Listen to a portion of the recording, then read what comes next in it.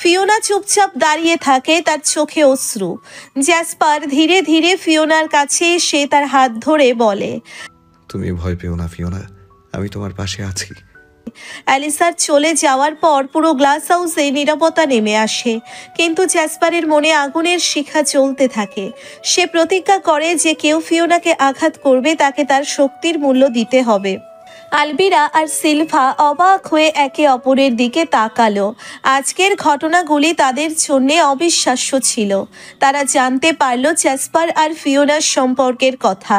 আলবিরার চোখে সন্দেহের ছাপ দেখা যাচ্ছিল। সে বিশ্বাসই করতে পারছিল না যে তাদের প্রিন্স, যিনি এতদিন ধরে গর্বের সাথে ড্রাগন রাজ্যকে নেতৃত্ব দিচ্ছিলেন, এখন ভালোবাসায় উন্মাদ হয়ে পড়েছেন একজন মানবীর জন্য। এটা কিভাবে সম্ভব? আলবিরা ভাবতে লাগলো, আমাদের রাজ্যের একজন প্রিন্স যার মধ্যে লাভ ফাংশন ডিলিট, সে কিভাবে প্রেমে পড়তে পারে, তাও একজন মানবের প্রেমে পড়েছেন? সে তো আমাদের জন্য বড়ই অশুভ। দুদিন পেরিয়ে গেছে, অ্যালিসা এখনো টর্চার সেলের ঠান্ডা অন্ধকার দেওয়ালের মাঝে বন্দি। তার প্রতিটি নিঃশ্বাস যেন এক ভয়ানক নির্জনতার সাক্ষী। এই সময়ের মধ্যে জ্যাসপার তার সিদ্ধান্ত বদলায়নি। অ্যালিসা এবং সিলভাকে একসঙ্গে ভেনাসে পাঠানোর ব্যবস্থা চলছে। থারিনিয়াস ইতিমধ্যেই অক্সিজেন, হাইড্রোজেন এবং কার্বন সংগ্রহ করে ভেনাসে রওনা দিয়েছে। সে ফিরে এলে তাদের পাঠানোর কাজ সম্পন্ন হবে।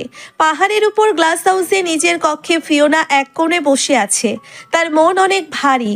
মাঝে মাঝে তার গ্র্যান্ডপার কথা মনে পড়ে, মিস্টার চ্যান সিং, যিনি এই মুহূর্তে ফিওনার খুব নিকটে, তবুও ফিওনাকে সামনে দেখার জন্য অপেক্ষা করছেন। সেই আশায় তিনি জ্যাসপারের প্রতিশ্রুতিকে আঁকড়ে ধরেছেন। মিশন শেষ হলে ফিওনাকে ফিরে দেওয়া হবে, কিন্তু ফিওনা কি ফিরতে পারবে সে নিজেও জানে না। মিস ঝাংয়ের মুখটা মনে পড়লে ফিওনার বুকটা একটু ধক করে ওঠে। তার শৈশবের স্মৃতিগুলো ঝাপসা হয়ে চোখের সামনে ভেসে ওঠে। কিন্তু যখনই সে ভাবতে চায়, তার মন এক অদ্ভুত দ্বিধায় পড়ে যায়। জ্যাসপার তাকে ছেড়ে যাওয়া কি সম্ভব? আদেও গ্লাসের দেওয়ালের পাশ দিয়ে হেঁটে যাওয়ার সময় ফিওনার চোখ আটকে যায় আকাশে।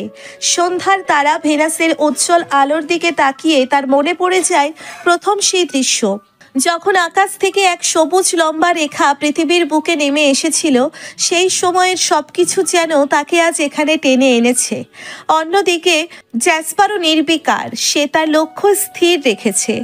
মিশন শেষ করতেই হবে, মিস্টার চ্যান সিংকে দেওয়া কথা রাখতে হবে। কিন্তু তার ভেতর কোথাও একটা অস্পষ্ট অনুভূতি বাসা বাঁধছে। ফিওনাকে ছেড়ে দেওয়ার কথা সে যতবার ভাবে, তার মন ততবার বিদ্রোহ করে। এই ভাবনার মাঝে থারিনিয়াসের পথে থাকা খবর এসে পৌঁছয়। সবাই জানে ভেনাসে তাদের পাঠানোর প্রস্তুতি সম্পন্ন হতে আর বেশি দেরি নেই। অ্যালিসা এবং সিলভা দুজনেই জানে তাদের ভবিষ্যৎ কি হতে চলেছে, কিন্তু ফিওনার ভবিষ্যৎ কি? এই অদ্ভুত মোড়ে সবাই নিজের জায়গায় দাঁড়িয়ে অপেক্ষা করছে। আর এইসবের মাঝখানে ফিওনা এক সাধারণ মানবী, যে নিজের অজান্তেই একজন ড্রাগন প্রিন্সের হৃদয়ের সবচেয়ে গভীর অংশে স্থান করে নিয়েছে। প্রতিদিন 3 দিন পেরিয়ে গেছে। জ্যাসপার যেন এক অদৃশ্য পর্দার আড়ালে চলে গেছে। সেদিন ফিওনাকে ওই ড্রাগনের থেকে বাঁচিয়ে আনার পর থেকে সে আর তার সামনে আসেনি। গ্লাস হাউসের নির্জনতায় ফিওনা একা বসে থাকে। তার চোখগুলো কখনো পাহাড়ের দূর দিগন্তে, কখনো গ্লাসের দেওয়ালে আটকে যায়। আর জ্যাসপার, সে ল্যাবেই সময় কাটাচ্ছে।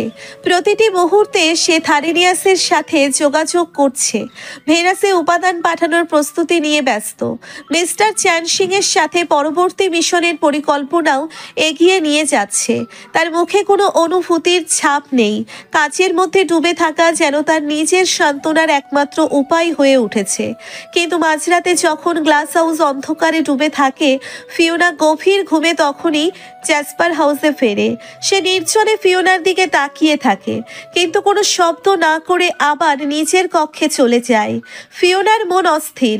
সে বুঝতে পারছে না কেন জ্যাসপার এভাবে দূরে সরে যাচ্ছে।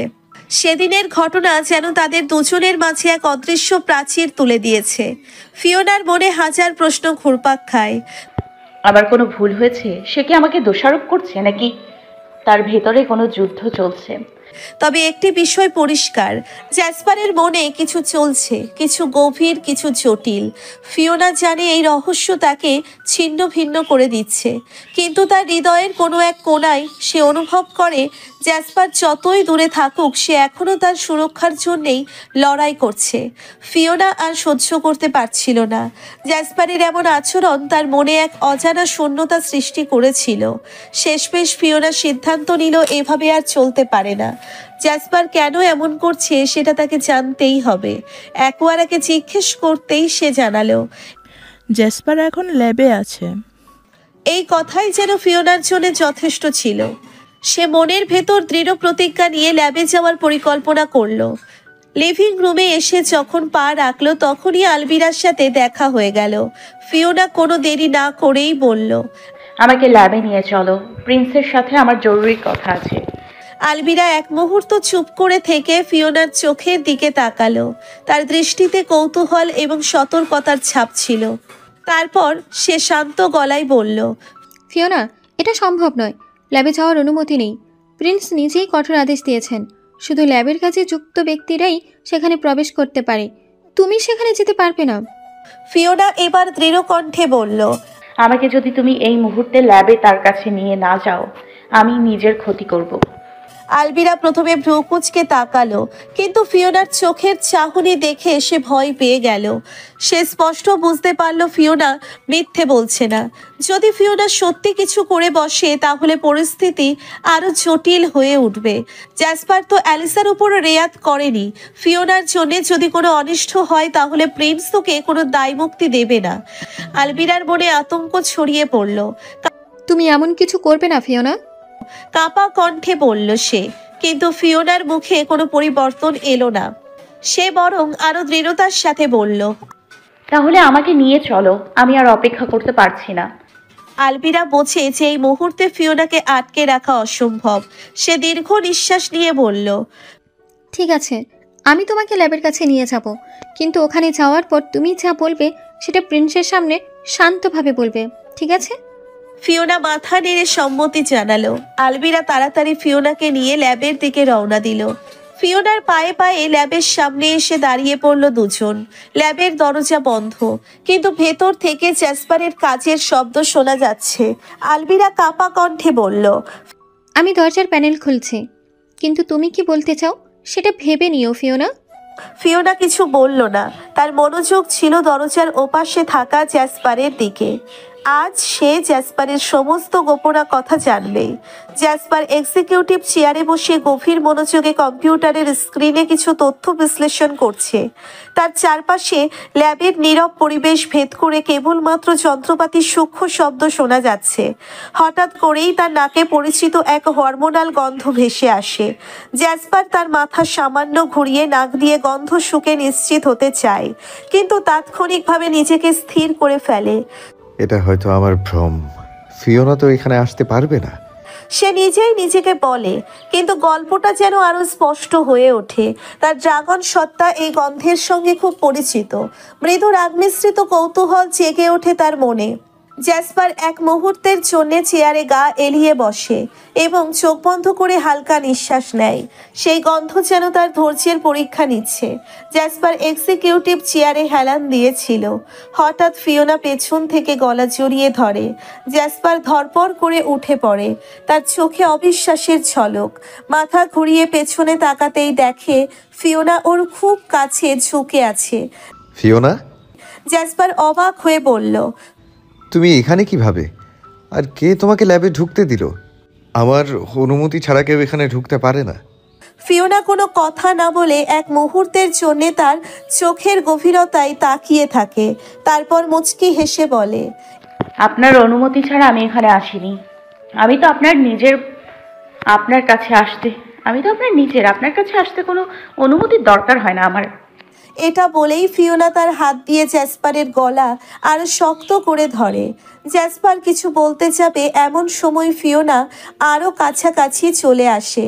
ফিওনা আর কোনো কথা না বলে জ্যাসপারের পায়ের ওপর কোলে বসে পড়ে এবং তার গলা জড়িয়ে ধরে।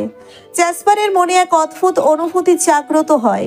সে কিছু বলতে গেলে তার কণ্ঠ রোধ হয়ে আসে। ফিওনার সংস্পর্শে সে যেন পুরোপুরি নিমজ্জিত হয়, অথচ ভেতরে এক অস্থিরতা কাজ করছে। ফিওনা, সে অবশেষে বলল, তুমি এমন করছো কেন? এটা ঠিক নয়। কিন্তু তার কথায় কোনো কঠোরতা ছিল না, বরং তার চোখে অস্পষ্ট একটি উদ্বেগ ছিল। ফিওনা তার দিকে তাকিয়েছিল, যেন বলছে, আমি এখানে থাকতে চাই, আপনি আমাকে বাধা দিতে পারেন না। সেই মুহূর্তে জ্যাসপারের মনে হয়েছিল তার চারপাশের সব কিছু অস্পষ্ট হয়ে যাচ্ছে, আর ফিওনার উপস্থিতি তাকে একটি নতুন বাস্তবতায় নিয়ে যাচ্ছে। জ্যাসপার তখন বলল, আমি এখানে থাকতে চাই, আপনি আমাকে বাধা দিতে পারেন না।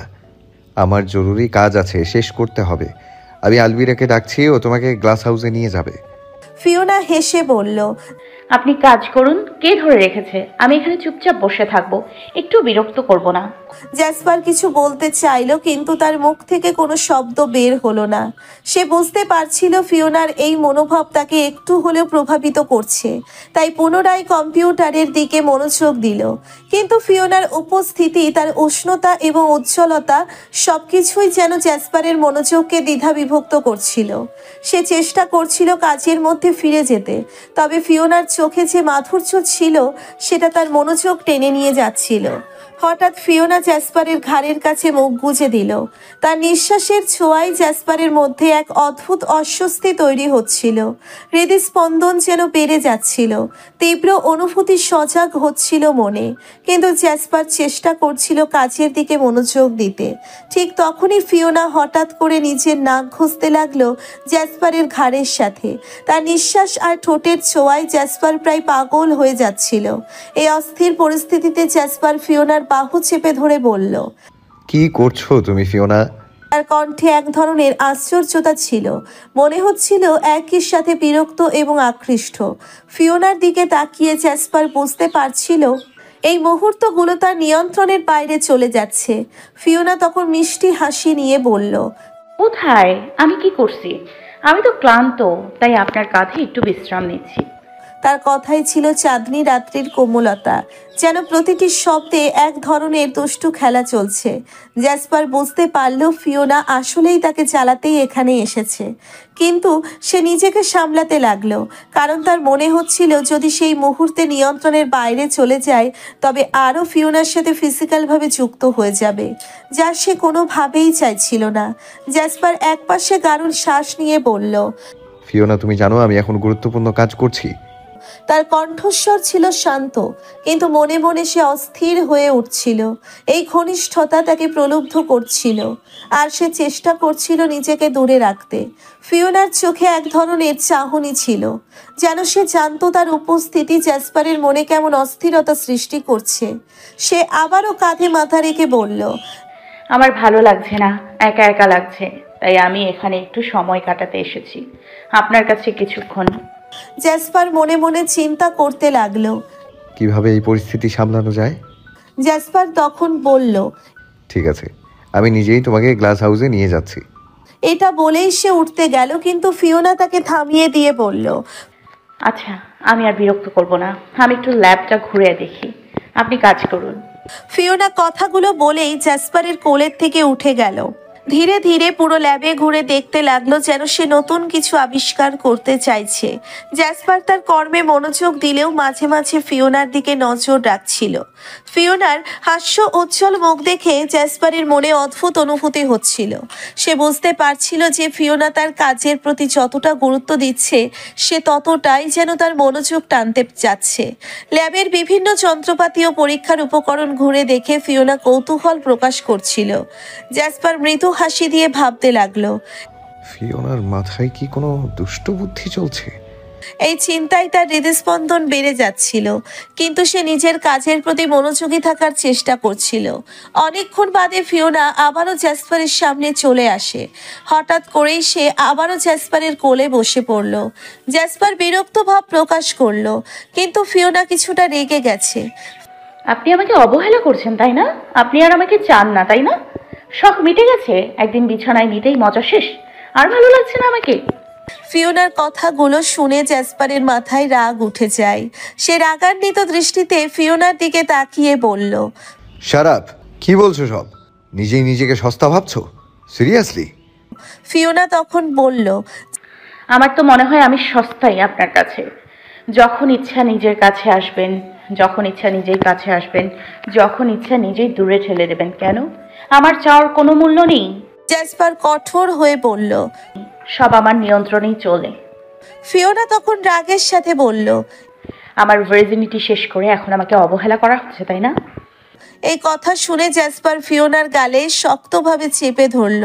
তার চোখের আগের আগুন জ্বলছিল। সে বলল, আর একটা কথা বললে এমনভাবে ছুঁড়ে ফেলবো, হাত গোড় ভেঙে যাবে। এক্ষুনি তুমি ল্যাব থেকে যাবে। জ্যাসপার হঠাৎ উঠে দাঁড়াতে যাবে, কিন্তু উঠতেই পারল না। কিছু একটা আটকে যাচ্ছে। তার দৃষ্টি ফিওনার দিকে গেল, যে তার হাত দুটো কৌশলে বেঁধে দিয়েছে। জ্যাসপার অবাক হয়ে গেল এবং আবার কিছুটা তাচ্ছিল্যভাবে হাসলো। হাতের বাঁধন খুলতে চেষ্টা করলো, কিন্তু পারল না। সে বুঝতে পারল ফিওনা কোনো কেমিক্যাল ব্যবহার করেছে।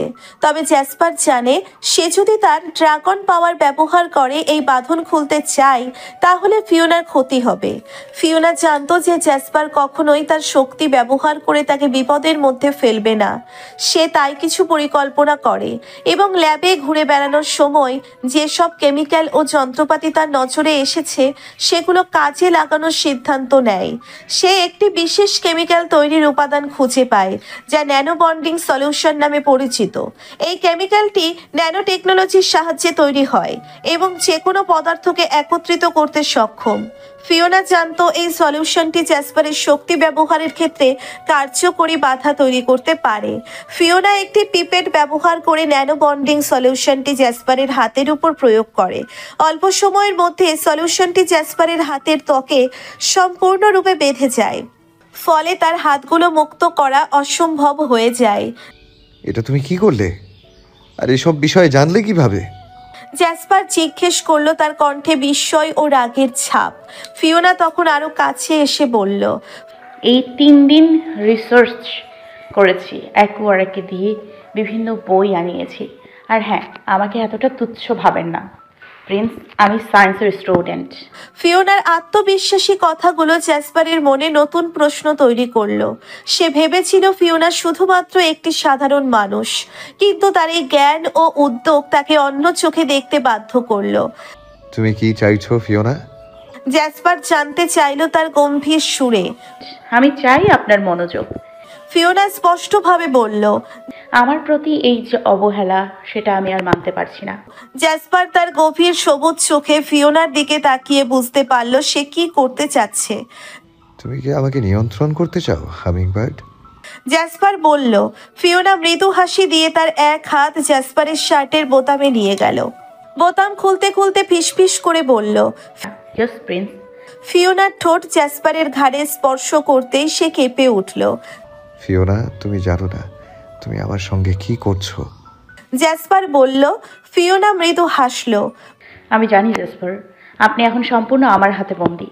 বলে সে আরো কাছে এগিয়ে এলো। এই মুহূর্তে জ্যাসপার বুঝতে পারল সত্যিকারের দুর্বলতা ভালোবাসার মধ্যে লুকিয়ে থাকে। ফিওনা জ্যাসপারের শার্টের বোতাম খুলতেই জ্যাসপারের উন্মুক্ত বডি দেখা গেল। সে কিছুটা স্তব্ধ হয়ে গেছে, যেন সময় থেমে গেছে।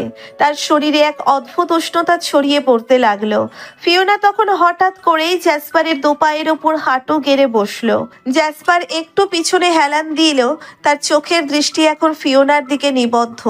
ফিওনা আলতো করে জ্যাসপারের গালে হাত রেখেছে, যেন একটি স্পর্শে তার সমস্ত বেদনা ভুলে যেতে চাচ্ছে। সে প্রথমে একটি কপালে চুমু দিল, আর জ্যাসপার চোখ বন্ধ করে নিল।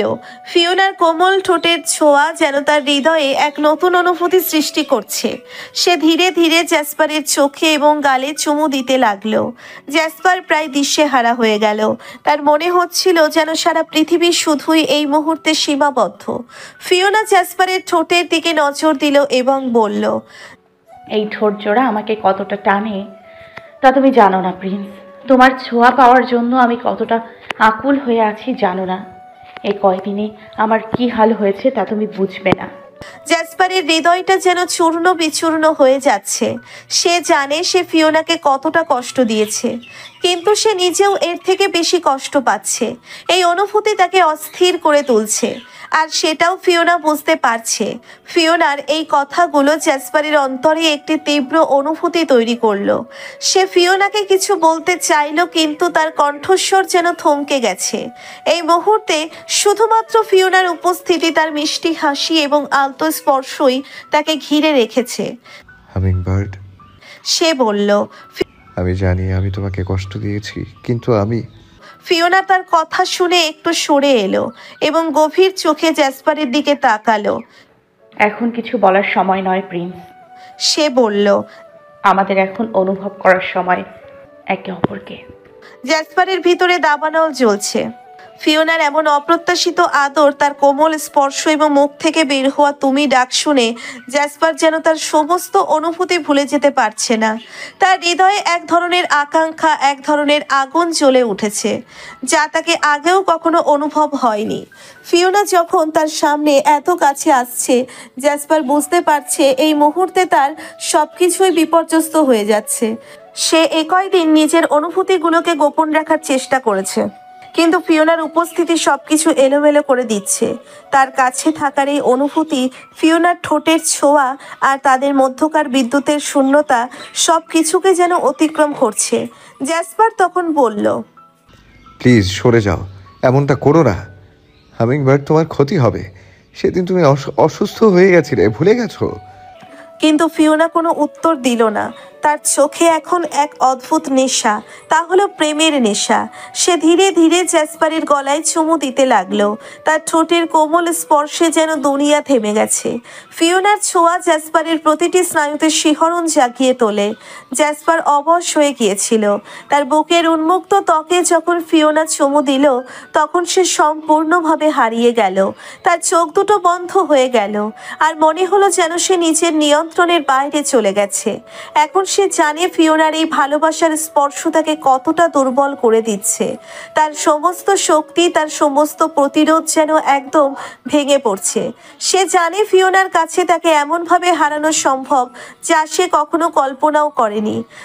হামিংবার্ড, জ্যাসপার যেন কষ্টের সঙ্গে বলল। তুমি জানো না তুমি কি করছো? কিন্তু ফিওনার চোখে সে শুধুই প্রেমের রূপ দেখছিল। তার স্পর্শে এতটা নরমতা ছিল যে জ্যাসপার তার সমস্ত উদ্বেগ ভুলে যেতে চাইল। ফিওনার এই অভিব্যক্তি তাকে আরো গভীরভাবে আকর্ষণ করছিল। এখন দুজনের মধ্যে শুধু প্রেমের একটি অসীম স্রোত বয়ে চলছিল, যা তাদেরকে এক নতুন জগতের দিকে নিয়ে যাচ্ছিল। জ্যাসপার নিজেকে আর আটকাতে পারছিল না। সে শুধু ফিওনার কাছে আরো কাছে যেতে চাইল। জ্যাসপার এবার বলল। আমার হাত দুটো খুলে দাও হামিংবার্ড। ফিওনা তার চোখের দিকে তাকালো এবং সে বুঝতে পারল যে জ্যাসপার এখন নিয়ন্ত্রণহীন হয়ে গেছে।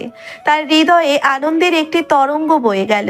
ফিওনা আরেকটা কেমিক্যালের মাধ্যমে জ্যাসপারের হাতের বাঁধন খুলে দিল, আর হাতের বাঁধন খুলতেই জ্যাসপার এক মুহূর্তের জন্য অপেক্ষা না করে ফিওনার কোমর ধরে টেবিলের উপর বসানোর আগেই এক হাত দিয়ে টেবিলে থাকা কম্পিউটার এবং সব ডিভাইস ফেলে দিল। যন্ত্রপাতিগুলো আছড়ে পড়ে ভেঙে গেল, কিন্তু তাদের মনোযোগ শুধুই একে অপরের দিকে। জ্যাসপার ফিওনাকে টেবিলের ওপর বসিয়ে দিল। তার চোখে আগুন জ্বলছে। সে বলল, তার কণ্ঠে এক নতুন আবেগের সুর। ফিওনা তার ঠোঁটের কোণে এক মিষ্টি হাসি নিয়ে বলল। আমি তো সেটাই চাই প্রিন্স। জ্যাসপার তার হাত দিয়ে ফিওনার পিঠে কোমলভাবে স্পর্শ করলো, যেন সে তাকে আরো কাছে আনতে চাইছে। তুমি জানো আমি তোমার জন্য কতটা আকুল। ফিওনা বলল, তার কণ্ঠে এক অদ্ভুত মাধুর্য। জ্যাসপার তখন তার হাত দুটো ফিওনার গালের পাশে রেখে বলল। তুমি আমার কাছে অমূল্য রত্ন হামিংবার্ড। জ্যাসপার আর অপেক্ষা না করে ফিওনার ঠোঁটে ঠোঁট ডুবিয়ে দিল।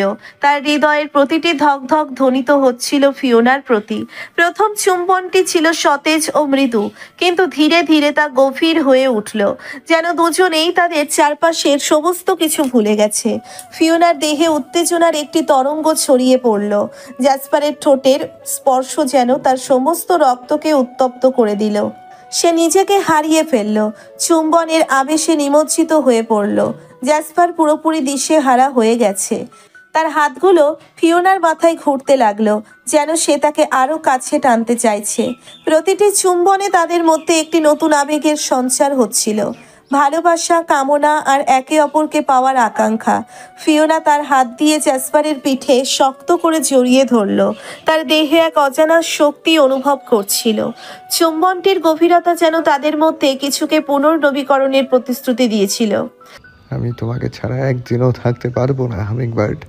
জ্যাসপার ফিওনার ঠোঁট থেকে আলগা হয়ে বলে উঠল, তার গলার স্বরে অদ্ভুত এক চাপা আবেগ ছিল। এবার জ্যাসপার ফিওনাকে কোলে তুলে নিয়ে গেল কেমিক্যাল সেলফের দিকে। তার সারা দেহে উত্তেজনার ঝড় বয়ে যাচ্ছিল, আর ফিওনার জন্যে সেই মুহূর্তটি যেন চিরস্থায়ী হয়ে যাওয়ার মতো মনে হচ্ছিল। ফিওনাকে ঠেসে ধরার সাথে সাথেই সেলফে থাকা কেমিক্যালের কাচের বোতলগুলি একে একে পড়ে গেল ফ্লোরে। জ্যাসপার পুরো হুঁশ হারিয়ে ফেলল, যেন তার সমস্ত চিন্তা কল্পনা ফিওনার দিকে কেন্দ্রীভূত হয়ে গেছে। কাচের বোতলগুলো মেঝেতে ছিটকে পড়ার শব্দ হঠাৎ করেই ল্যাবের নীরবতাকে ভেঙে দিল। কিন্তু জ্যাসপার তার চারপাশের সবকিছু ভুলে গিয়ে ফিওনার দিকে মনোযোগ দিতে থাকলো। হামিংবার্ড, সে বলল, তার কণ্ঠস্বর গম্ভীর হয়ে উঠল। আমি তোমার কোনো ক্ষতি করতে চাই না, কিন্তু ফিওনা তার ঠোঁটের দিকে তাকিয়েছিল, উত্তেজনায় তার হৃদয় দ্রুত স্পন্দিত হচ্ছিল।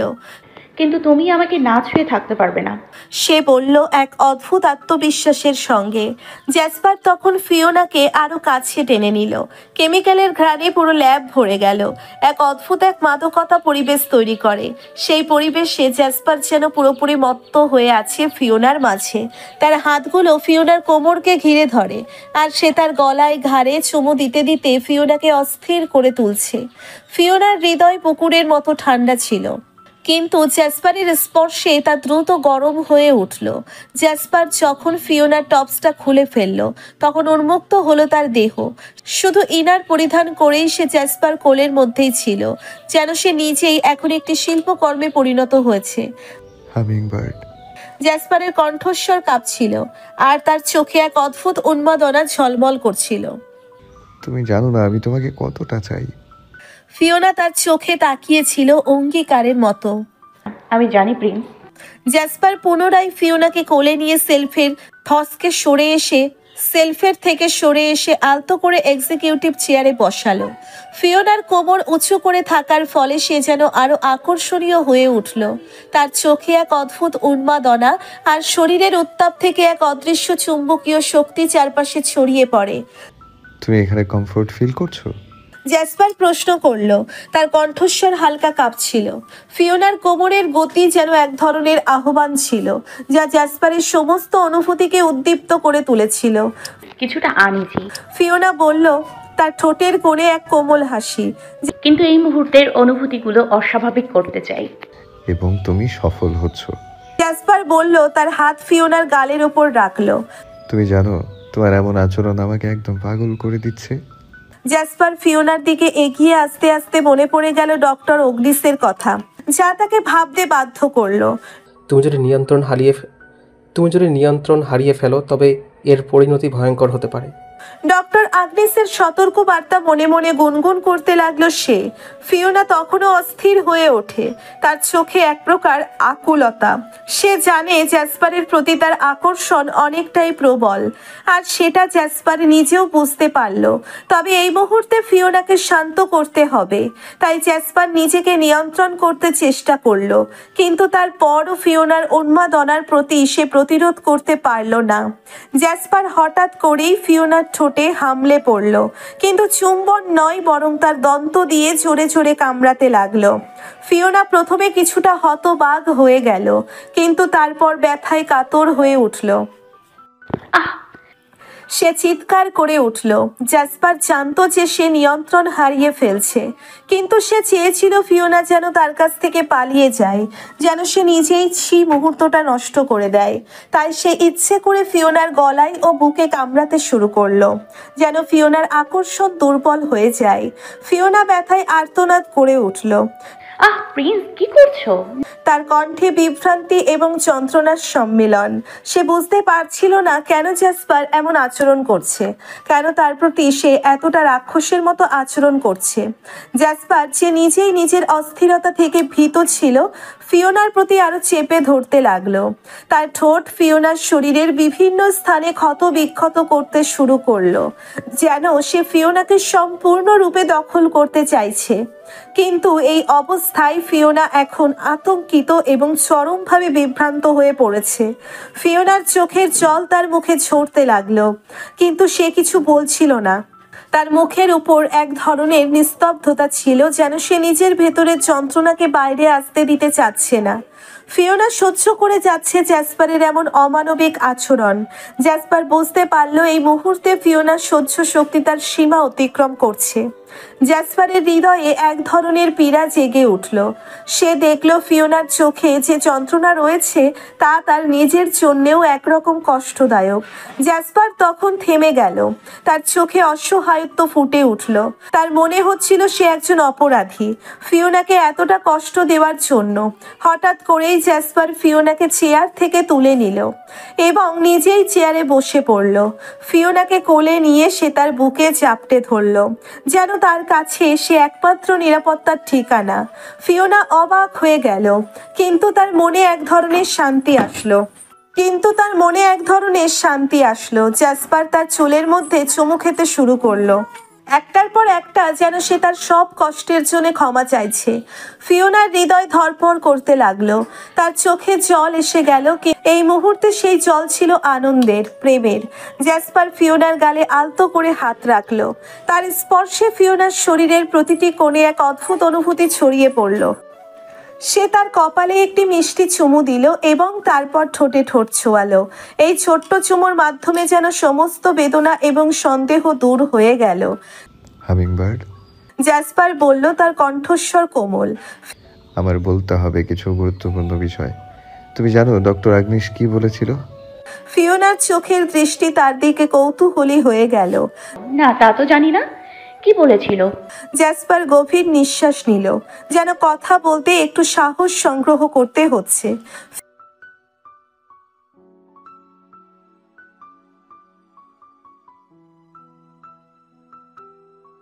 ফিওনার চোখে উদ্বেগের ছাপ পড়ল। কিভাবে? কেন? তুমি জানো আমি ড্র্যাগন। আমার শক্তি, আমার ডিএনএ সব কিছুই ভিন্ন। তোমার শরীর যদি আমার শক্তির সংস্পর্শে আসে, তাহলে তুমি সেগুলো গ্রহণ করতে পারবে না। সেটা তোমার জীবনকে হুমকির মুখে ফেলবে। জ্যাসপার বলল, তার কণ্ঠস্বর ভারী হয়ে এলো। কিন্তু তুমি আমাকে ভালোবাসো, তাই না? ফিওনা বলল, তার কণ্ঠে হতাশা ছিল। তাহলে কেন তুমি আমাকে দূরে ঠেলে দিলে? হামিংবার্ড, আমি তোমাকে হারাতে চাই না, কিন্তু যখন আমি তোমার কাছে আসি তখন আমার মধ্যে অন্যরকম আবেগ কাজ করে। আমি নিজেকে নিয়ন্ত্রণ করতে পারি না। ডক্টর আগ্নেশের সতর্কবার্তা শুনে আমি ভেবেছিলাম আমি তোমার থেকে দূরে থেকে তোমাকে ভালোবাসবো। যদি কাছে যাই তাহলে আবারও আমি তোমার মধ্যে হারিয়ে যাব, আর সেটা সত্যি ভয়াবহ হবে। জ্যাসপার বলল, তার চোখে দুঃখের ছাপ। ফিওনা তার কথা শুনে কিছুক্ষণ চুপ রইল। তার মনে হচ্ছিল জ্যাসপার আসলে তার জন্য কতটা চিন্তা করছে। তুমি কি বলতে চাইছো যে আমার তোমার কাছ থেকে দূরে থাকতে হবে? সে জিজ্ঞেস করলো, তার কণ্ঠে বিষণ্ণতা। না, আমি সেটা বলছি না। জ্যাসপার তৎক্ষণাৎ বলল, আমি চাই তুমি নিরাপদ থাকো। আমি জানি আমাদের মধ্যে যে ভালোবাসা আছে সেটা অমূল্য, কিন্তু আমাদের সতর্ক থাকতে হবে। তাহলে আমাদের কি করতে হবে? ফিওনা বলল, তার কণ্ঠে দৃঢ়তা ছিল। আমাদের সম্পর্কের মধ্যে সীমা রাখতে হবে। আমি তোমাকে ভালোবাসি, আমি চাই তুমি নিরাপদে থাকো। জ্যাসপার বলল, তার চোখে এক ধরনের প্রত্যয় ছিল। ফিওনা তখন একটু মুচকি হাসলো, যেন সে কিছু ভেবেছে। আচ্ছা চলো আমরা পৃথিবীর নিয়মে বিয়ে করে দিই। এটা আমাদের সম্পর্ককে আরো দৃঢ় করবে আর সবাই জানবে আমরা একসঙ্গে। সে বলল। জ্যাসপার হালকা হাসি দিয়ে বলল, হ্যাঁ, আমি তোমার সঙ্গে পৃথিবীতে একেবারে থাকতে চাই, কিন্তু আগে আমার মিশন শেষ হোক, তখন আমি নিশ্চয়ই তোমার কাছে ফিরে আসব। ফিওনার চোখে উজ্জ্বলতা দেখা দিল। তুমি কি বলতে চাও যে তুমি মিশন শেষে এখানে এসে আমাদের বিয়ের পরিকল্পনা করবে? ঠিক তাই, এবং হ্যাঁ, ধৈর্য ধরো, আমি কিছু একটা উপায় বের করে ফেলবো। কারণ তোমাকে না স্পর্শ করতে পারলে আমার সত্যি ভালো লাগবে না। জ্যাসপার বলল, তার কণ্ঠে একটি উষ্ণতা ছিল। জ্যাসপার ফিওনাকে নিজের হাতে ধীরে ধীরে টপস পরিয়ে দিল, যেন সে একটি মূল্যবান জিনিসকে সাজাচ্ছে। ফিওনার এলোমেলো চুলগুলো খুব যত্নের সাথে ঠিক করে দিয়ে সে তাকে চেয়ারে বসিয়ে রাখলো। তুমি ঠিক আছো তো? জ্যাসপার মৃদু প্রশ্ন করলো, যেন ফিওনার কোনো অস্বস্তি বা যন্ত্রণার প্রমাণ দেখতে না পায়। ফিওনা তার দিকে তাকিয়ে একটু হাসলো। হ্যাঁ, আমি ঠিক আছি। তুমি যেভাবে কেয়ার করো ঠিক না হয়ে কোথায় যাব? ফিওনা তার দিকে তাকিয়ে একটু হাসলো। এরপর জ্যাসপার একটি বিশেষ মলম নিয়ে এলো, যেটি সে নিজে তৈরি করেছিল। সেটি ফিওনার ঠোঁটে, গলায় এবং বুকে লাগিয়ে দিতে লাগলো। এটা তোমার জন্য, সে বলল। এটা তোমার ক্ষতিগুলো দ্রুত সারিয়ে তুলবে। ফিওনা চোখ বন্ধ করে মলমের প্রশান্তি অনুভব করতে লাগলো। চলো এখন আমি তোমাকে গ্লাস হাউসে নিয়ে যাই, তোমার এখন বিশ্রাম প্রয়োজন। জ্যাসপার বলল, তার কণ্ঠে সুরেলা রেশ ছিল। ফিওনাকে নিয়ে জ্যাসপারের গ্লাস হাউসের দিকে যাত্রা করলো। ভেনাসের লালচে আকাশ তখন থমথমে, সূর্যের আলো ম্লান হয়ে গেছে, যেন প্রকৃতিও কোনো অমঙ্গল সংবাদ পেয়ে স্তব্ধ হয়ে গেছে। এল্ড রাজির সিংহাসনে বসে থাকা জ্যাসপারের পিতা গভীর চিন্তায় নিমগ্ন। তার সাদা চুলগুলো যেন আরো সাদা হয়ে উঠেছে উদ্বেগের ভারে। সামনে রাখা স্ফটিক গোলকটি থেকে স্পষ্ট হয়ে ওঠে তার সন্তানের হৃদয়ের পরিবর্তন। জ্যাসপারের লাভ ফাংশনাল সক্রিয় হয়েছে, তবে সেটি কোনো ড্রাগন রাজকুমারীর জন্য নয়, বরং আর সেটি ঘটেছে একটি সাধারণ মানবীর জন্য। এ অসম্ভব। ড্রাগনিস ফুঁসে উঠলেন, তার গলা ঘর ছুঁড়ে প্রতিধ্বনিত হলো। আমার রক্তধারায় এই দুর্বলতা, এমন ভুল আর কখনো ঘটতে পারে না। তার স্মৃতিতে ফিরে আসে সেই দিনগুলো, যখন তার ভাই একটি মানবীর প্রেমে পড়ে নিজের জীবন বিসর্জন দিয়েছিল। মানবীর প্রেমে পড়ে প্রতিবারই ড্রাগন জাতির কেউ না কেউ নিজের শক্তি ও সম্মান হারিয়েছে। এই প্রেম, এই অনুভূতি তাদের জন্য কেবলই বিপদের পূর্বাভাস। তিনি তার দৃষ্টি ফেরালেন স্ফটিক গোলকের দিকে। গোলকে দেখা যাচ্ছে অ্যালিসাকে, যে কিনা সবটা জানাচ্ছে ড্রাকনিসকে। অ্যালিসা আর সিলভা ভেদ খেয়ে ফিরে এসেছে, তবে অ্যালিসার শাস্তি নির্ধারণ করা হয়েছে, আর শাস্তির পূর্বেই সে সবটা জানাচ্ছে ড্রাকনিসকে। জ্যাসপার এবং ফিওনার কিছু মুহূর্ত যা তুলে ধরল অ্যালিসা, সেই দৃশ্যগুলো কল্পনা করতেই ড্রাকনিসের ভ্রু কুঁচকে গেল। তুমি কি করে ভুললে জ্যাসপার? হ্যাঁ, আমি তোমাকে এই ভালোবাসার ফাংশনাল থেকে বাঁচানোর জন্য এত ব্যবস্থা নিয়েছিলাম। অ্যালিসার শাস্তি নির্ধারণ হয়ে তা প্রস্তুতি চলছে। ড্রাকনিস জানতেন তার অপরাধ ছিল ক্ষমার অযোগ্য, তবে এই মুহূর্তে তার শাস্তির বিষয়টি নয়, বরং জ্যাসপারের অবস্থা তার চিন্তার কেন্দ্রবিন্দুতে। এবার আমার হস্তক্ষেপ করা ছাড়ার কোনো উপায় নেই। ড্রাকনিস নিজেকে বললেন। মানবীটির অস্তিত্ব আমাদের জাতির জন্য হুমকি হয়ে উঠতে পারে। ড্রাকনিস নিজেকে বললেন। তার কণ্ঠস্বর ভারী হয়ে গেল। ড্রাকনিসের সিদ্ধান্ত যেন পুরো এল্ড্রো রাজ্যের ভার বহন করছিল। তিনি তার প্রধান উপদেষ্টা অ্যালড্রিককে ডাকলেন। জ্যাসপারকে ফিরিয়ে আনতে হবে, তার সঙ্গে এই মানবীর সম্পর্ক এখনই শেষ করতে হবে। যদি সে না মেনে চলে তাহলে। তার কথাটি অসম্পূর্ণ রয়ে গেল, কিন্তু অ্যালড্রিক বুঝতে পেরেছিলেন রাজা কি ইঙ্গিত করছেন। ড্রাকনিস তখন আকাশের দিকে তাকালেন, তার গভীর দৃষ্টি যেন শূন্যতায় কিছু খুঁজে ফিরছে। ড্রাগন এবং মানবের মিলন কখনো শুভফল বয়ে আনেনি। আমি আমার সন্তানকে হারাতে পারবো না। রাজ্যের আকাশ ভারী হয়ে উঠল, এক নতুন ঝড়ের পূর্বাভাস যেন ভেসে আসছিল। ড্রাকনিস জানতেন সামনে যে লড়াই আসছে তা কেবল জ্যাসপারের নয়, পুরো জাতির ভবিষ্যৎ নির্ধারণ করবে। এদিকে পৃথিবীতে ফিওনা হয়তো বুঝতেই পারেনি যে তাদের নিষ্পাপ সম্পর্কের কারণে ভেনাসের শিখরে এমন ঝড় উঠেছে। কিন্তু জ্যাসপার, সে জানে তার সামনে দুটি পথ, ফিওনার কাছে থাকা অথবা তার নিজের জাতি এবং পরিবারের ঐতিহ্য রক্ষা করা। ফ্লোরাস রাজ্যের রাজা জ্যারেন অ্যালিসার পিতা এক অত্যন্ত শক্তিশালী এবং বুদ্ধিমান ড্রাগন। তার সোনালি রাজকীয় চাদর গায়ে জড়িয়ে বন্দিশালার দীর্ঘ করিডোর ধরে হাঁটছিলেন। চারপাশে শুধু নিস্তব্ধতা। এই বন্দিশালা ভেনাসের গভীরতম অঞ্চলে অবস্থিত, যেখানে অপরাধীদের রাখা হয়, তবে এখানে বন্দীদের অধিকাংশই ড্রাগন জাতির উচ্চ শ্রেণীর সদস্য। শেষে এসে তিনি থামলেন এক কক্ষের সামনে। কক্ষটি অন্য সব কক্ষের চেয়ে আলাদা। কক্ষের ভিতরে একটি আলোকিত স্ফটিক ল্যাম্প ঝুলছে। আর তাতে আলো ছড়াচ্ছে। কক্ষের মাঝখানে একটি চেনে বাঁধা একজন নারী বসে আছেন, ফ্লোরাস রাজ্যের প্রাক্তন রাজকন্যা লিরায়া, যিনি একসময় পৃথিবীর একজন মানবের প্রেমে পড়েছিলেন এবং নিজের জাতির সব নিয়ম ভেঙে দিতে চেয়েছিলেন। তুমি এখনো সেই পৃথিবীর স্বপ্ন দেখে যাচ্ছ? জ্যারেড ধীর কণ্ঠে বললেন। কক্ষের ভিতরে প্রবেশ করে লিরায়া মাথা তুললেন। তার চুলগুলো কিছুটা এলোমেলো, কিন্তু তার চোখ এখনো গর্ব এবং দুঃখের মিশ্রণ। আমি পৃথিবীর স্বপ্ন দেখি না জারান ভাইয়া, আমি দেখি আমার জীবনের একমাত্র প্রেমিকের স্বপ্ন, যে ভালোবেসেছিল আমাকে, যে আমাকে এমনভাবে আপন করেছিল যা আমাদের জাতির কোনো ড্রাগনই কখনো পারেনি। তুমি জানো তোমার এই ভালোবাসা আমাদের জাতির জন্য কি ধরনের বিপদ ডেকে আনতে পারতো? জ্যারেড গম্ভীর স্বরে বললেন। তুমি তোমার জাতি, তোমার পরিবার, এমনকি আমাদের পুরো ড্রাগন ঐতিহ্যের বিরুদ্ধে গিয়েছিলে। লিরায়া ধীরে ধীরে উঠে দাঁড়ালেন। চেনের বাঁধন তাকে আটকে রেখেছে। তোমরা আমাকে এখানে বন্দি করে রাখতেই পারো, কিন্তু আমার ভালোবাসা মুছে ফেলতে পারবে না। আর তোমরা জানো না, আমার আর সেই মানবের আমাদের এক সন্তানও হয়েছিল। জ্যারেড চমকে উঠলেন, কিন্তু তার মুখের ভাব বজায় রাখলেন। তোমার সন্তান? তুমি এত বছর ধরে একে গোপন করেছিলে, সে কোথায়? আমি জানি না। লিরায়ার গলা কাঁপল। আমি জানি না সে ছেলে ছিল নাকি মেয়ে, আমি জানি না সে এখনো জীবিত আছে কিনা, কিন্তু আমার অন্তর বলে সে বেঁচে আছে জারেন ভাইয়া, আর তার রক্তে ড্রাগনের শক্তি মিশে আছে।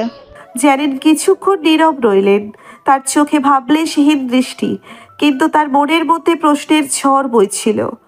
তুমি জানো এই কথা যদি এলরাজ্যের রাজা জানতে পারে, তাহলে সে তোমার সন্তানকে পৃথিবী থেকে খুঁজে আনতে কিছুতেই দ্বিধা করবে না। ড্রাগন এবং মানবের মিলনে জন্ম নেওয়া সন্তান সবসময় বিপদের কারণ হয়েছে। লিরায়া কঠিন দৃষ্টিতে জ্যারেডের দিকে তাকালেন। তোমরা সবসময় ভালোবাসাকে ভয় করো, তুমি আর ড্রাগনই একই ধরনের, কিন্তু আমি জানি সেই সন্তান পৃথিবীর কোথাও বেঁচে আছে এবং তার মাধ্যমেই একদিন ড্রাগন জাতির ভাগ্য বদলাবে। জ্যারেড ধীরে ধীরে পিছনে সরে গেলেন, তার ভ্রু কুঁচকে গেল। তিনি জানতেন এই তথ্য তাকে বিপদের সামনে দাঁড় করাতে পারে, কিন্তু তিনি এটাও জানতেন এই সন্তানের অস্তিত্ব পৃথিবীর এবং ভেনাসের মধ্যে এক নতুন ইতিহাসের সূচনা করতে পারে। তোমার স্বপ্নে বিভোর থাকো লেরা, কিন্তু মনে রেখো আমি কিছুতেই আমাদের জাতির ভবিষ্যৎ নষ্ট হতে দিব না। যদি তোমার সন্তান বেঁচেও থাকে, আমি তাকে খুঁজে বের করব এবং নিশ্চিত করব যে সে আর কখনো আমাদের জাতির বিপদ ডেকে আনতে না পারে। এই কথা বলে জ্যারেড দ্রুত কক্ষ থেকে বেরিয়ে গেলেন। তার মনের মধ্যে ভীষণ যুদ্ধ চলছিল। তিনি জানতেন এই সন্তানের অস্তিত্ব পৃথিবী এবং ভেনাসের শক্তির ভারসাম্যকে চিরদিনের জন্য বদলে দিতে পারবে। ভেনাসের আকাশে সূর্যের মতো উজ্জ্বল এক নক্ষত্র ঢলে পড়েছে। থারিনিয়াস ড্রাগন জাতির সবচেয়ে বিশ্বস্ত দূত ধীরে ধীরে ড্রাগনিসের প্রাসাদে প্রবেশ করল। তার হাতে ছিল এক অনন্য ধাতব বাক্স, যার ভেতরে ছিল ভেনাসের জন্য অপরিহার্য উপাদান, উন্নত প্রযুক্তি এবং শক্তির শুদ্ধ নির্যাস। ড্রাগনিস জ্যাসপারের পিতা এবং এলড্রো রাজ্যের সর্বোচ্চ শাসক তার ব্যক্তিগত ল্যাবে উপস্থিত ছিলেন। ল্যাবটি ছিল প্রযুক্তির এক বিস্ময়কর দৃষ্টান্ত। স্ফটিক আধার থেকে নিঃসৃত আলো চারদিকে ছড়িয়ে পড়ছিল, আর ল্যাবের কেন্দ্রস্থলে ছিল বিশাল এক পাত্র, যেখানে ভেনাসের পরিবেশের শক্তি এবং উপাদান সংমিশ্রণের জন্য প্রস্তুতি চলছিল। থারিনিয়াস এসে মাথা নত করল। সর্বোচ্চ রাজা, সমস্ত উপাদান সংগ্রহ করা হয়েছে, এগুলো সম্পর্কে প্রস্তুত। প্রিন্স যখন ফিরে আসবে তখন এই উপাদান ভেনাসের শক্তি পুনঃপ্রতিষ্ঠায় ব্যবহৃত হবে। ড্রাগনিস মাথা ঝুঁকিয়ে সম্মতি দিলেন এবং বাক্সটি গ্রহণ করে সযত্নে ল্যাবের এক নিরাপদ অংশে রেখে দিলেন। তুমি তোমার দায়িত্ব ভালোভাবে পালন করেছো থারিনিয়াস, কিন্তু এখন আমাকে অন্য একটা বিষয় জানতে হবে। জ্যাসপার পৃথিবীতে অনেক দিন ধরে রয়েছে, আর আমি জানতে পেরেছি যে সে একজন সাধারণ মানবের সঙ্গে জড়িত হয়েছে। তার লাভ ফাংশনালিটি সক্রিয় হয়ে গেছে। এ বিষয়ে তুমি কি জানো? থারিনিয়াস এক মুহূর্ত চুপ থাকলো, তারপর ধীরে ধীরে বলল, হ্যাঁ কিং, প্রিন্স একজন মানবীর সঙ্গে সম্পর্ক করেছে। তার নাম ফিওনা। আমি দেখেছি সে এই মেয়েকে রক্ষা করতে তার নিজস্ব শক্তি ব্যবহার করেছে। আমি মনে করি তার লাভ ফাংশনালিটি সম্পূর্ণ সক্রিয় হয়ে গেছে। এই বিষয়টি পুরো ড্রাগন জাতির জন্য একটি উদ্বেগের কারণ। ড্রাকনিসের চোখে গভীর চিন্তার ছাপ ফুটে উঠল। তিনি তার দীর্ঘশ্বাস ফেলে বলল, ড্রাগনরা যখনই মানবদের প্রেমে পড়েছে তখনই বিপর্যয় ডেকে এনেছে।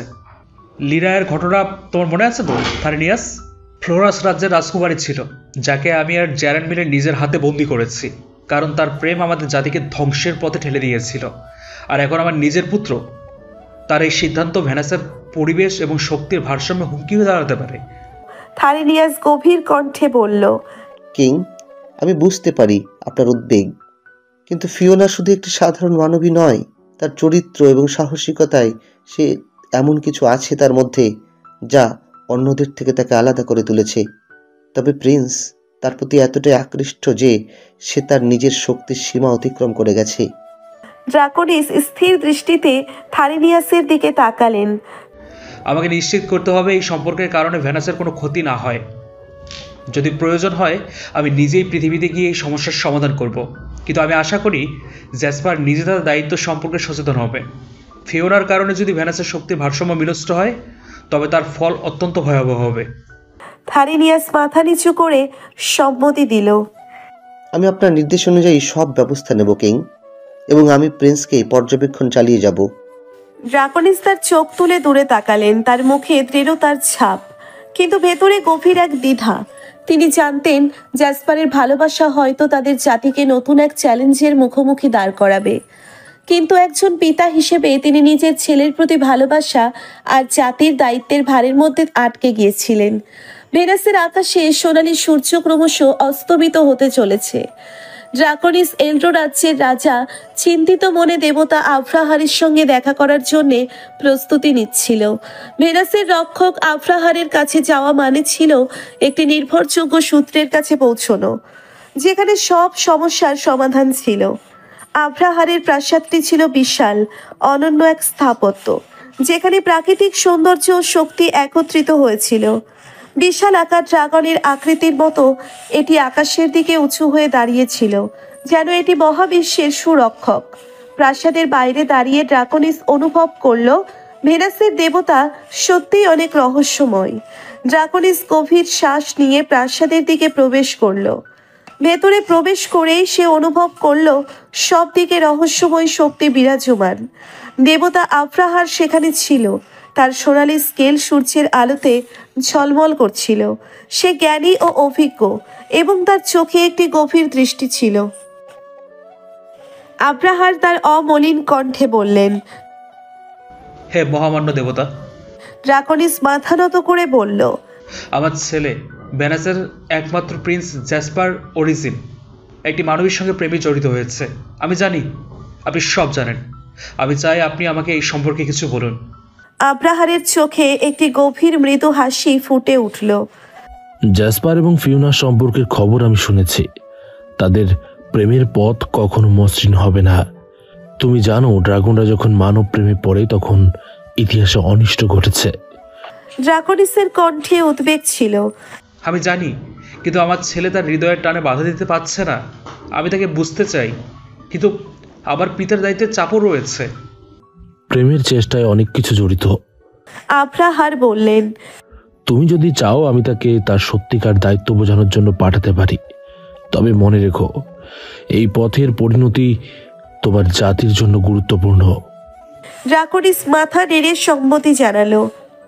আমি জ্যাসপারের ভালোর জন্য চাই, কিন্তু মানব ড্রাগন সম্পর্ক ভেনাসের জন্য বিপদ ডেকে আনতে পারে। তুমি যদি তোমার ছেলে এবং ফিওনার জন্য সঠিক পদক্ষেপ গ্রহণ করতে চাও তবে তাদের স্বাধীনতা দিতে হবে। প্রেম কখনো বাধার সামনে মাথা নত করে না। তুমি নিজেও জানো তাদের মধ্যে এক শক্তিশালী সম্পর্ক গড়ে উঠেছে, কিন্তু এটি তোমার উপর নির্ভর করছে তুমি কিভাবে তাদের পরিচালনা করবে। ড্রাকনিসের চোখে দীপ্তি ছিল। তাহলে আমি তাদের সম্পর্কের বাধা সৃষ্টি করতে চাই না, কিন্তু আমি কি তাদের এই সম্পর্ককে নিরাপত্তা দিতে পারবো? এটি তোমার ক্ষমতায়। আফ্রাহার বললেন, যদি তুমি তাদের সহায়তা করতে চাও তাদের এই সম্পর্কের শক্তি ব্যবহার করো। এটি ভেনাসের শক্তিকে বৃদ্ধির পথে নিয়ে যেতে পারে যদি তুমি সঠিকভাবে পরিচালনা করো। ড্রাকনিস কৃতজ্ঞতার হাসি দিয়ে বলল, ধন্যবাদ দেবতা। আমি আপনার পরামর্শ গ্রহণ করব এবং চেষ্টা করব যেন আমি আমার জাতির সুরক্ষা এবং আমার ছেলের ভালোবাসা দুইটিকে সামঞ্জস্য রাখতে পারি।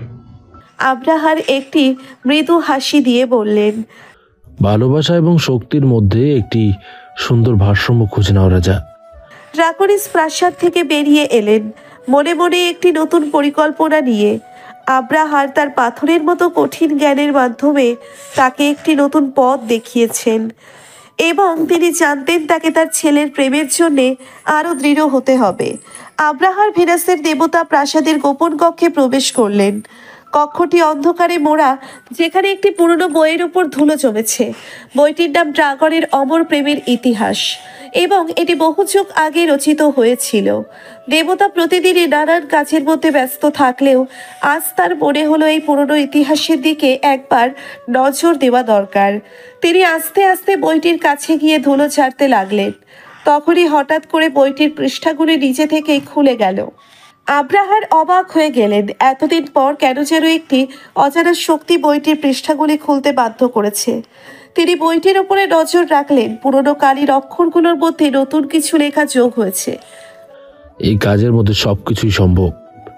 দেবতা ভাবলেন। তার চোখ বড় বড় হয়ে গেল।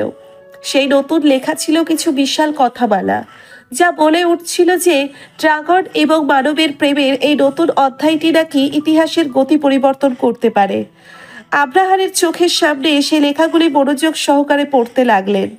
সেখানে বর্ণনা করা হচ্ছিল একজন ড্রাগনের প্রেমে পড়ে এক মানবীর আত্মার শক্তি কতটা প্রভাব ফেলতে পারে। লেখায় বলা হয়েছিল এই প্রেমের ফলে একটি নতুন শক্তিশালী জাতির জন্ম হতে পারে, যেখানে মানব ও ড্রাগন উভয়েই নিজেদের অস্তিত্ব খুঁজে পাবে। অদ্ভুত। আব্রাহার ভাবলেন, কেন আমি এতদিন এখানে আসিনি? এই বইটির মধ্যে কত গুরুত্বপূর্ণ তথ্য লুকিয়ে আছে। তিনি আরো গভীরভাবে পড়তে লাগলেন এবং বুঝতে পারলেন সেই ইতিহাসের কেন্দ্রবিন্দুতে ছিল জ্যাসপার ও ফিওনার সম্পর্ক। তাদের প্রেমের মধ্যে ছিল এক বিশেষ শক্তি, যা ভেনাসের ইতিহাসে এক নতুন অধ্যায় রচনা করতে পারে। দেবতা চিন্তায় পড়ে গেলেন। তাদের প্রেম কি সত্যি এইভাবে আমাদের ইতিহাসকে পরিবর্তন করবে? আমি কিভাবে তাদের সাহায্য করতে পারি? মাউন্টেন গ্লাস হাউসের নীরবতা যখন চারপাশে বিরাজ করছে, রাতের আকাশে তারাগুলি জল করছে। হাউসের উজ্জ্বল কাচের দেওয়ালগুলি পুরো পরিবেশকে এক অন্য রকম রূপে সাজিয়েছে, কিন্তু ভিতরে জ্যাসপার গভীর ঘুমে ডুবে আছে। স্বপ্নের মধ্যে জ্যাসপার হঠাৎ দেখতে পায় একটি সবুজ ড্রাগন আর একটি বাদামি ড্রাগন আকাশে উড়ে বেড়াচ্ছে। তাদের মাঝে একটি অদৃশ্য বন্ধন রয়েছে, যেন তারা একে অপরের সাথে প্রেমের বাঁধনে আবদ্ধ। সবুজ ড্রাগনটি মৃদুভাবে ঘুরে ফিরে বাদামি ড্রাগনের পাশে থাকে, আর দুজনেই খুব সুন্দর আর আকাশের মধ্যে মুক্তভাবে উড়ছে। কিন্তু হঠাৎ করে একটি বিপদ ঘটতে শুরু করে। জ্যাসপার দেখছে বাদামি ড্রাগনটি আচমকা নিচে পড়তে শুরু করে। সে ছটফট করতে করতে মাটিতে আছড়ে পড়ে। জ্যাসপার ভয়ঙ্করভাবে অবাক হয়ে যায় এবং তার হৃদয়ে এক অদ্ভুত শূন্যতা অনুভব করে। বাদামি ড্রাগনের মৃত্যু দৃশ্য দেখে সে হতবিহ্বল হয়ে যায়। এলিজিয়া, নামটি তার মুখ থেকে বের হয়ে আসে, যেন এটি কোনো পবিত্র উচ্চারণ। কেন এই নামটি সে বলল সে তা বুঝতে পারে না। এটি যেন তার অজান্তেই বের হয়ে এসেছে। জ্যাসপার তৎক্ষণাৎ লাফিয়ে উঠে বসে। হৃদয়ের উত্তেজনা তার দেহে ছড়িয়ে পড়ে, আর সেই ভয়ঙ্কর দৃশ্যটির রেস তার মনে ভাসমান থাকে। সে বুঝতে পারে যে এটি ছিল তার জীবনের প্রথম স্বপ্ন, এবং এত ভয়ঙ্কর কেন এটা ঘটেছে। এলিজিয়া নামটি কেন উচ্চারিত হলো, সেই প্রশ্নটি তার মনে ঘুরতে থাকে। জ্যাসপার শান্ত হতে চেষ্টা করে, কিন্তু অস্থিরতার অনুভূতি তাকে দমিত করতে পারে না। সে জানে এই স্বপ্নের অর্থ হয়তো গভীর, কিন্তু কিভাবে এর সাথে তার বাস্তবের সম্পর্ক আছে তা নিয়ে তিনি চিন্তিত। এলিসিয়া কে? কেন এই নাম তার মনে এসেছে? মাউন্টেন গ্লাস হাউসের স্বচ্ছ দেওয়ালের বাইরে রাতের আকাশের তারাগুলি চকচক করছে, কিন্তু জ্যাসপারের মনে অন্য একটি জগতের ভাবনা চলছে। সে মনে মনে ভাবে, এটা কি কেবল স্বপ্ন, নাকি এর পেছনে কোনো বাস্তবতা আছে? ধীরে ধীরে উঠে দাঁড়িয়ে কক্ষের কাছের দেওয়ালের কাছে গেল। আকাশের দিকে তাকিয়ে থাকলো। সেই সবুজ এবং বাদামি ড্রাগনদের প্রেমের স্বপ্ন এখনো তার মনে উজ্জ্বল ছিল, আর এলিজিয়ার নামের রহস্য এখনো তার হৃদয়ে ঝিলমিল করছে। সকালবেলায় সূর্য হালকা আলোতে পাহাড়ের চূড়াগুলোতে আলোকিত করছে। মাউন্টেন গ্লাস হাউসের কাচের দেওয়ালে সোনালি রশ্মি এসে পড়ছে, যা পুরো কক্ষটিকে মায়াবী করে তুলেছে। জ্যাসপার পাশে বসে ফিওনাকে গভীর ঘুমে দেখতে পাচ্ছে। তার মুখাবয়বে এক শান্তির অনুভূতি, নিঃশ্বাসে যেন জাদু। জ্যাসপার মন মরা, তার চিন্তা প্রবাহিত হচ্ছে। কেন আমি এমন স্বপ্ন দেখলাম? সে ভাবতে থাকে, এলিজিয়ার নামটা কি কারণে এলো আমার মনে? আমি তো এই নাম আগে কখনো শুনিনি। চোখে চোখে তাকিয়ে জ্যাসপার অনুভব করে আমার হৃদয়ে শুধু তুমি হামিংবার্ড। তুমি আমার স্বপ্ন, আমার বাস্তবতা, আমার মস্তিষ্কের প্রতিটি কোণে, আমার শিরায় শিরায় শুধু তোমার নাম জড়ানো। ফিওনার নিদ্রা যেন একটি স্বপ্নের রাজ্য। জ্যাসপার তার কোমল মুখের দিকে তাকিয়ে ভাবছে, আমি অন্য কারো নাম কেন বললাম? তোমার কথা ভাবতে ভাবতে এলিজিয়ার নামটি কিভাবে চলে এলো? তবে তার হৃদয়ের গভীরে একটি অনুভূতি। তুমি ছাড়া অন্য কাউকে আমি কখনো ভাবতে পারি না হামিংবার্ড। মৃদু হাসি মুখে ফুটিয়ে সে মনে করে, এটা কি শুধুই একটি স্বপ্ন, নাকি এর পেছনে কোনো অদৃশ্য বার্তা রয়েছে? তবে জানে ফিওনার প্রতি তার ভালোবাসা অটুট এবং সব কিছু ঠিক থাকবে যতক্ষণ না ফিওনা তার পাশে আছে। সে ফিওনার কাছাকাছি গিয়ে তার কোমল হাতের ওপর হাত রাখে। এলিজিয়া নামটি কেবল একটি স্বপ্নের অংশ, কিন্তু তুমি আমার জীবনের বাস্তবতা হামিংবার্ড। এমন মুহূর্তে জ্যাসপার জানে ফিওনা তার কাছে থাকলেই সব ঠিকঠাক থাকবে।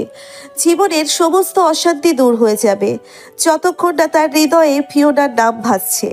সন্ধ্যা নেমে এসেছে।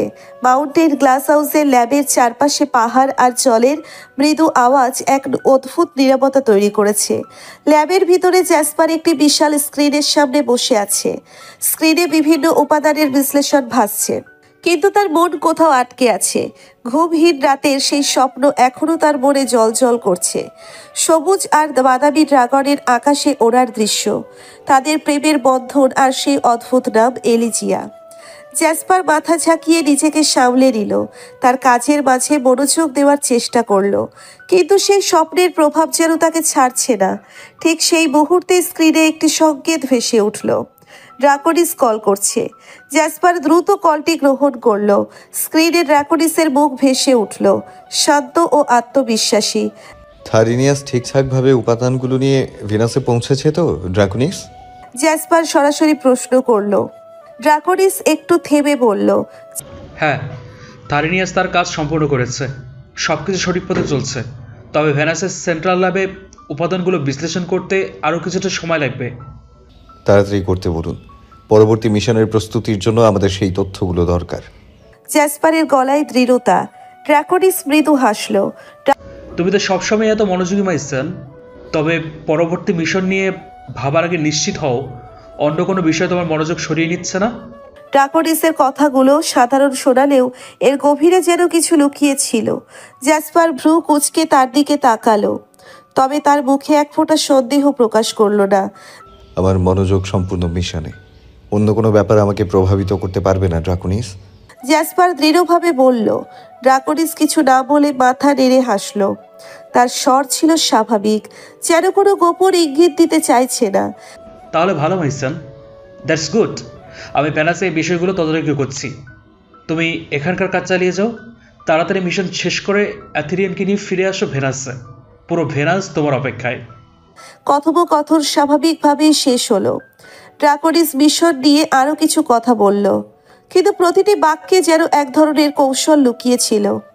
কল কেটে যাওয়ার পরও জ্যাসপার কিছুক্ষণ স্ক্রিনের দিকে তাকিয়ে রইল। তার মনে হতে লাগলো ড্রাকোনিস কিছু জানে। তবে কি সে ফিওনার কথা জেনে গেছে? জ্যাসপার নিজের জায়গা থেকে উঠে ল্যাবের বিশাল কাচের দেওয়ালের দিকে এগিয়ে গেল। আকাশে একটা তারার আলো ঝলমল করছে, সেটা সন্ধ্যা তারা, যেটা তার বাসস্থান ভেনাস।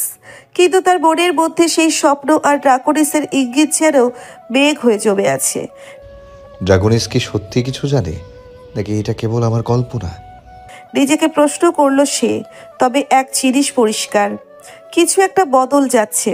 ফিওনার প্রতি তার অনুভূতি আর ড্রাকোনিসের আচরণ, সবকিছু যেন এক গভীর রহস্যের ইঙ্গিত দিচ্ছে। জ্যাসপার গ্লাস হাউসে ফিরল। রাত গভীর হলেও পাহাড়ের উপর নির্মিত এই বাড়ির ভিতরটা নীরব এবং প্রশান্ত। দরজা খুলে সে সোজা লিভিং রুমে ঢুকলো। আর তখনই তার চোখ গেল সোফায় বসে থাকা ফিওনার দিকে। ফিওনা একটি বই হাতে ধরেছিল, কিন্তু জ্যাসপারকে দেখেই বইটি নামিয়ে রেখে উঠে দাঁড়ালো। দেখে চোখে অল্প হতাশার দীর্ঘ অপেক্ষার ছাপ স্পষ্ট। জ্যাসপার কয়েক পা এগিয়ে এলো, মুখে এক ধরনের অবাক হালকা হাসি। হামিংবার্ড, এত রাতে এখনো জেগে আছো? ঘুমাওনি কেন? রাত অনেক হয়েছে। জ্যাসপার প্রশ্ন করলো, তার গলায় একটু বকুনি মিশ্রিত মমতা। ফিওনা ভ্রুকুচকে তবে মুখে একটু দুষ্টু হাসি এনে বলল, ঘুম আসবে কিভাবে? সারা দিন তোমার দেখা পাইনি, অপেক্ষা করছিলাম কখন ফিরবে। তোমাকে একবার না দেখলে তো আমার ভালোই লাগে না, সেটা কি তুমি বুঝতে পারো না? তার কণ্ঠে অভিমান মিশেছিল, কিন্তু সেই অভিমান জ্যাসপারকে হাসতে বাধ্য করলো। তুমি সত্যি একটা পচা ফায়ার মনস্টার, জানো? ফিওনা হঠাৎ করেই চোখ করলো, তার গলার সুর যেন একসাথে রাগ আর ভালোবাসার মিশ্রণ। জ্যাসপার এক পা এগিয়ে ফিওনার দিকে ঝুঁকলো, তার চোখে এক ধরনের মৃদু শ্লেষ ফুটে উঠল, কিন্তু সুরটি নরম ছিল। তাহলে পচা ফায়ার মনস্টার হয়েও কি আমার দেখা পাওয়ার জন্য এভাবে অপেক্ষা করবে? ফিওনা মুখ ফিরিয়ে একটু গম্ভীর হওয়ার ভান করলো। আর কি করব, আমি তো এমনই বোকা মানবী। জ্যাসপার ফিওনার দিকে তাকিয়ে জিজ্ঞেস করলো, তুমি রাতে খেয়েছো?